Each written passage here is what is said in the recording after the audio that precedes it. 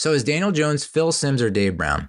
Trust me, I have used Phil Simms as the reason to give quarterbacks repeated chances and opportunities because of his career, and I still to this day, and maybe this is it. Maybe the Daniel Jones has done it. Maybe Daniel Jones has broken me, just as he's broken the entire fan base.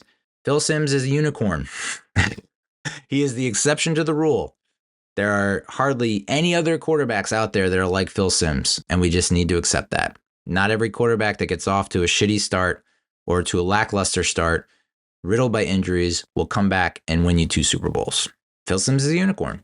That being said, is Daniel Jones Phil Simms or Dave Brown, the fucking Duke quarterback that we drafted in the supplemental draft in 1992?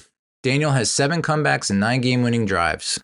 His best years in 2022, where his approximate value was 15. He started 16 to 17 games, 9-6-1, over 3,000 yards, 15 tutties, 5 receptions, the lowest interception percentage of the league. So he got off to a really great start. Rookie year, 12 games started, over 3,000 yards, 24 touchdowns, 12 interceptions. He has not thrown over 20 or more touchdowns in a season since then. So while the turnover rate has come down, right? He's not throwing as many interceptions, at least through 2022. He was bringing his turnovers down, being smarter with the ball. So with that, his big play capability, his ability to make plays has also gone down.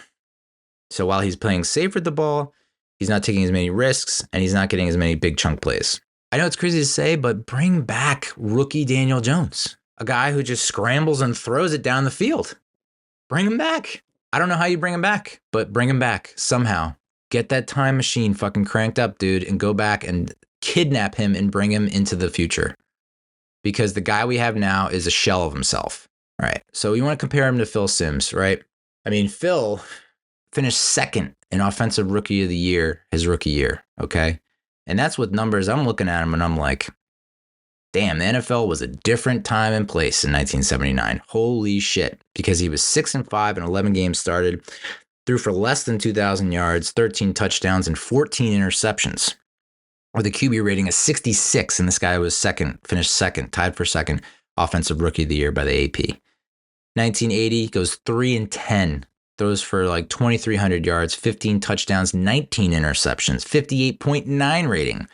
81, 5-5 in 10 games, throws for 2,000 yards, 11 touchdowns, 9 interceptions. So none of these numbers are really jumping off the page, right?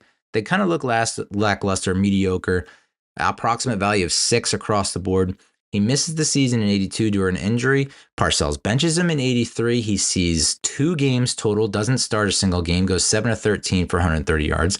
Parcells names him the starter in 84. He then throws for more than 4,000 yards. 84 was Simms' 6th season, and that's when he had his breakout season. This is supposed to be the breakout season for Daniel Jones.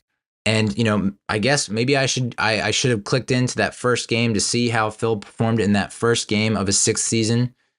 But I'm going to go on a limb and say that it wasn't as shitty as this outcome. Simms had 11 comebacks and 17 game-winning drives. When you think about Phil Simms and his numbers, what they compare to career-wise, it's like Joe Flacco, ironically, Kerry Collins, Jay Cutler, Jim Everett, Jim Plunkett, Drew Bledsoe, Andy Dalton. You know, is he a Hall of Fame quarterback? You can make an argument. Then you have Dave Brown, who we drafted in 92, supplemental draft.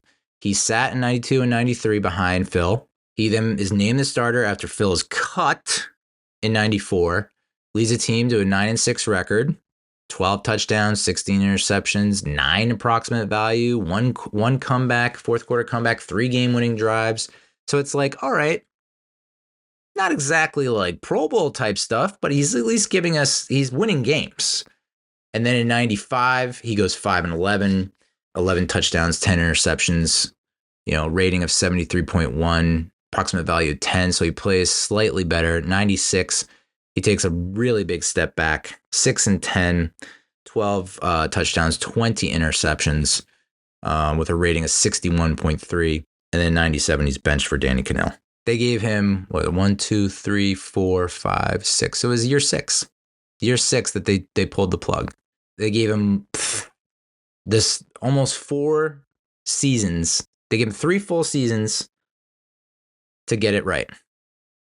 And then by the week 6 or 7, they're like, this ain't it, homie. You're costing us games. And that's, to me, you want to talk about leashes? You want to talk about how long is the leash? Is Daniel Jones more Phil Simms than Dave Brown?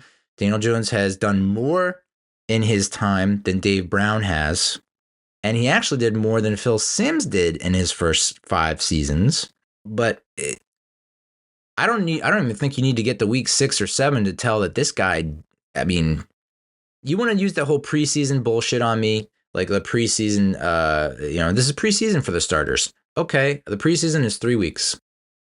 If week 4 he comes out and lays another fucking turd, if a guy is open, throw him the ball and throw it accurately. I mean, don't overcomplicate the situation.